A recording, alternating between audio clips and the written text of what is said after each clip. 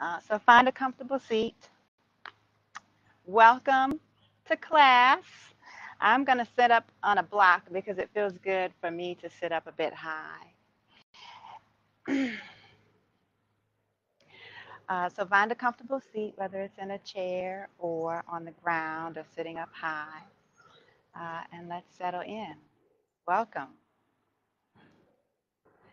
So today we are talking about Ahimsa.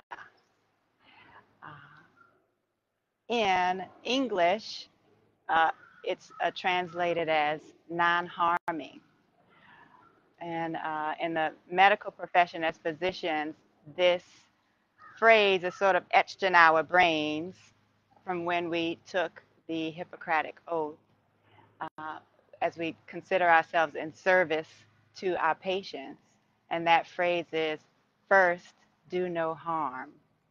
And it's something that from time to time throughout the course of our practice, we are reminded of from others, and we remind ourselves of that. And I think that it's wonderful that Ahimsa in Sanskrit is the same concept, the same idea, same value. And when we think about yoga, when we do our asana practice, the movements here on the mat, uh, asana is one of the 8 limbs of yoga as described by Patanjali in the Yoga Sutras. The very first limb are the yamas, which are practices of restraint, um, and in terms of how we treat ourselves and how we engage with the world. And the very first of the yamas, in the first of the 8 limbs of yoga, is first, do no harm. And that is a very important practice as we consider how we relate to ourselves and we relate with the world. It's sometimes translated as nonviolence. That when we think about physically harming someone, okay, don't hit, don't punch, don't physically hurt someone. Those things are usually the most obvious to think about and understand. But then also sometimes difficult to practice restraining ourselves from that, from throwing something or pushing.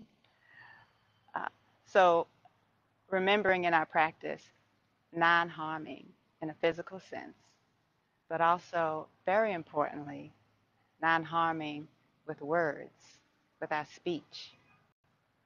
We hear all kinds of references in terms of the pen being mightier than the sword, and freedom of speech being our very first amendment in America. It points to the power of words and really how they can hurt more deeply than physical harm. And so it's really important to remember that when we engage with others, when we're speaking to others, to practice non-harming with our speech. And that may be overtly and saying mean and abusive things. Uh, and it may also be our tone. And so I sort of grew up as someone, who can be quite blunt and harsh, and having the stance that, the truth is more important than someone's feelings, and cutting right to it. And I've come, as I've gotten older and wiser, I'll venture to say, realize that the harshness of how a message is delivered, and or how a message is delivered, if it's delivered with kindness, the same message, but with an intent behind it that's clear and intentional, of non-harming, and how important that is in relating to others. And then also, really, how we relate to others is truly a reflection of how we relate to ourselves and the words that we say to ourselves. And oftentimes, those are we say the meanest things to ourselves that we wouldn't say to a friend. We wouldn't say to someone we love if we think about it.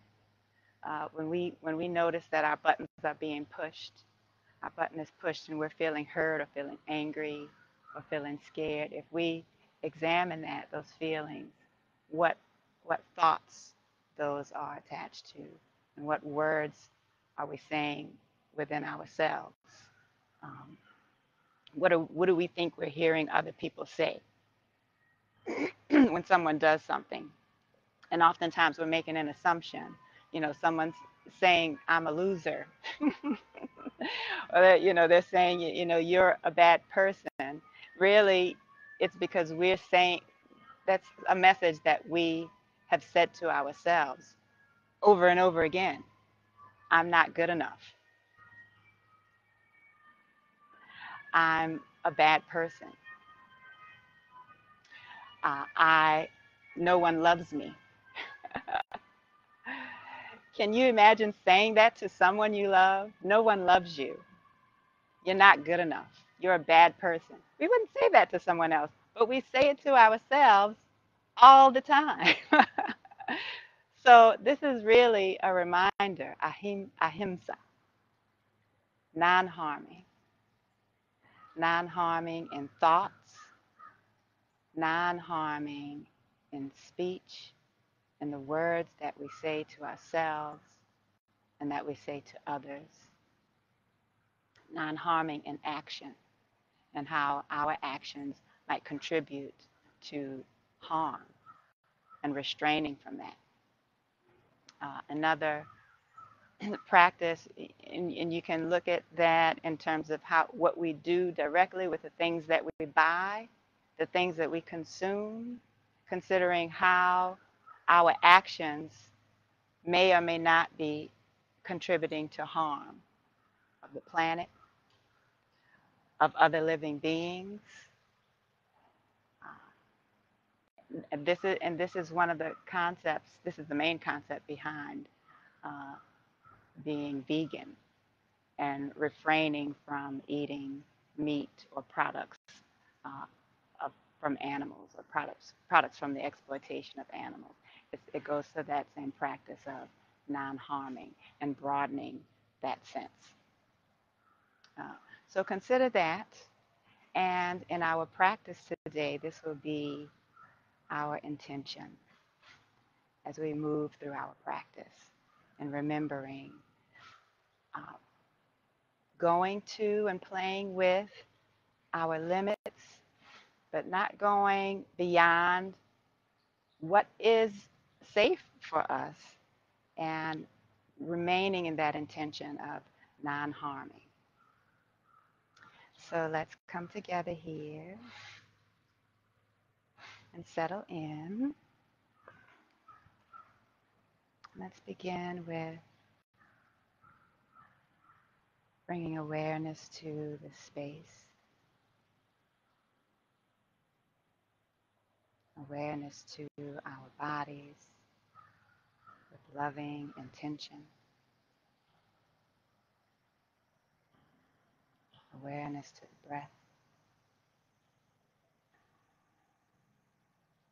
as we allow the breath to anchor us in our practice today.